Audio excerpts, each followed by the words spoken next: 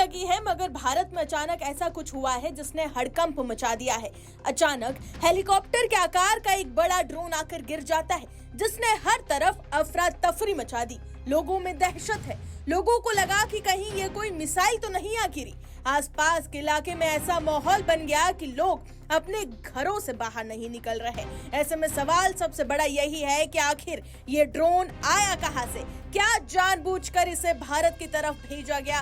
क्या कोई बड़ी साजिश रची गई जिससे टाइम रहते हुए निपटा दिया गया? क्या ये कोई मिलिट्री ड्रोन है? इन सभी सवालों की चर्चा इस समय खूब तेज है। ऐसे में आइए फटाफट ये जान लेते हैं कि आखिर ये ड्रोन का मामला क्या है और ये भारत में कहां गिरा है। दरअसल ये पूरा मामला उत्तर प्रदेश के इटावा जिले के सेफई का है, जहां अचानक एक गेहूं के खेत में आसमान से एक बड़ा ड्रोन आकर गिर गया।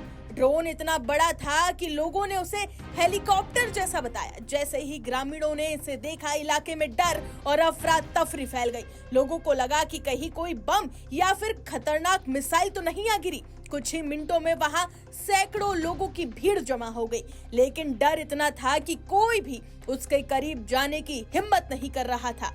सूचना मिलते ही पुलिस और दमकल विभाग की टीमें मौके पर पहुंच गई। पूरे इलाके को तुरंत घेर लिया गया।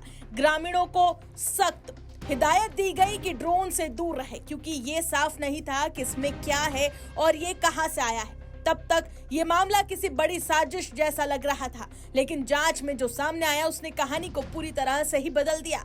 पुलिस की शुरुआती जांच में ये पता चला है कि ये कोई दुश्मन देश का ड्रोन नहीं, बल्कि एक निजी कंपनी का ड्रोन है। दरअसल सेफई हवाई पट्टे पर ड्रोन ट्रेनिंग और टेस्टिंग शुरू होने वाली है और ये ड्रोन उसी प्रक्रिया का हिस्सा बताया जा रहा है। ये बताया गया कि तकनीकी खराबी या फिर किसी गड़बड़ी की वजह से ये ड्रोन कंट्रोल से बाहर हो गया और सीधे खेत में आकर गिर गया, जिसके बाद धुआं उठने लगा और आसपास अफरा तफरी मच गई। फिलहाल पुलिस ने ड्रोन को कब्जे में ले लिया है। तकनीकी जांच जारी है। साथ ही उस कंपनी से भी संपर्क किया जा रहा है जो इस ड्रोन को ऑपरेट कर रही थी। अधिकारियों का कहना है कि जांच पूरी होने के बाद ही पूरी सच्चाई सामने आ पाएगी।